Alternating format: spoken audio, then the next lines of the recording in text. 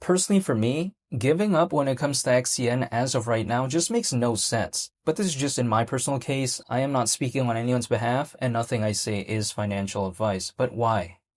It's because Onyx, as of right now, we take a look at, it's also not having the best sentiment alongside its closest competitor, like for instance Zebic, and also to other players within its space of global trade and finance, like Stellar, like XDC. We take a look at XPR and as well as Swiftcoin. So if they're all having a pullback, I'm suddenly just gonna give up on the number 5 ranked project currently in terms of popularity within the space of global trade and finance. It just doesn't make any sense to me. This is my mindset.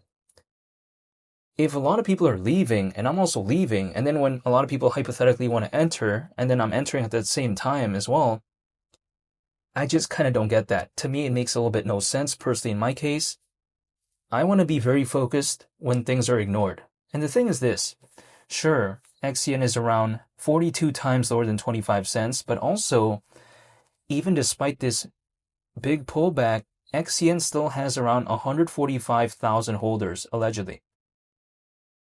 So there's over 145,000 other individuals that are experiencing what XCN is experiencing as of right now, alongside me.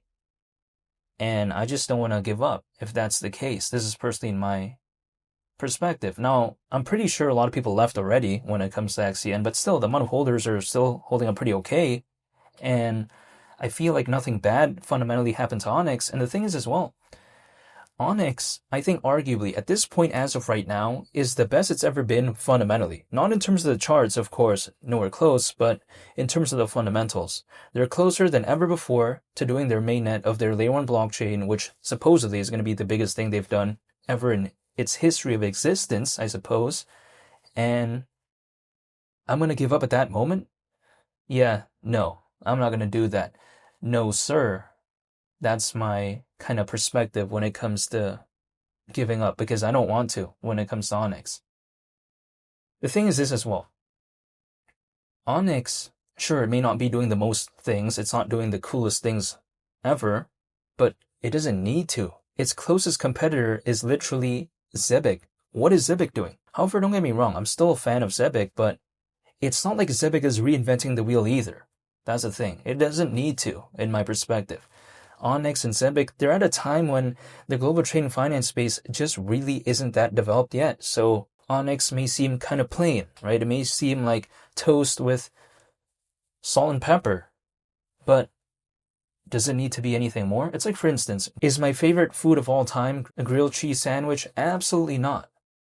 But I don't mind. Like, I'm not going to complain anytime I eat that. This is just personally my mindset. It's simple, but if it ain't broke, why fix it? That's my perspective. It's the same thing like Onyx. It's good enough, fundamentally to me, but it's not revolutionary. But it doesn't need to. XCN at 25 cents, considering current circulating supply, market cap would be around 9 billion. I mean, like, still, even with this pullback currently, that figure does not seem like something so outlandish to me. It just really doesn't. But this is just my mindset. I mean, sure, Onyx is never going to become as popular as like a Dogecoin or Shiba Inu, but Dogecoin reached over 80 billion in terms of market cap back in 2021. And Shiba Inu reached around 40 billion. So it's suddenly around 9 billion for the number 5 ranked in terms of popularity currently when it comes to global trade and finance within this space. That's suddenly going to become an outlandish market cap, again around 9 billion. I mean, this is even assuming Onyx can maintain that 5th position, but what is going to overtake it for the 5th position? XPR or Swiftcoin? I mean, I highly doubt that. They're just like way smaller. Don't get me wrong though, I'm still a fan of those projects, but I'm just saying, this is my mindset. However, when I take a look at it as well, Onyx, it's not like it's a badly run project. I feel like there is structure. I feel like they're at least still doing something. And as long as I see those key ingredients, so to speak, it just makes no sense for me to give up. Like, why? It just doesn't make any sense. It's like, for instance, if I'm running a marathon, I randomly just give up because I feel slightly, I guess, bored. Like, no, I'm not going to do that. Just because I'm bored? No, I'm not going to do that. In that specific example. Okay, sure, I see the portfolio going down.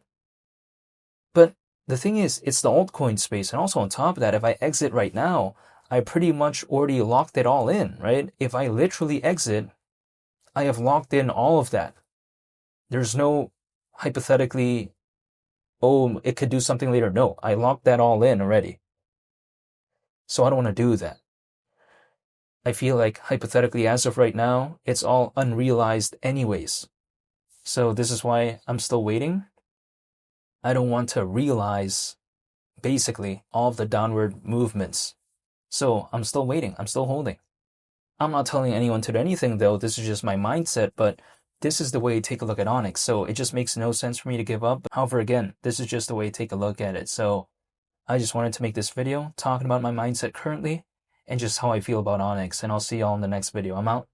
It's been Lee the Captain. Peace. Bye.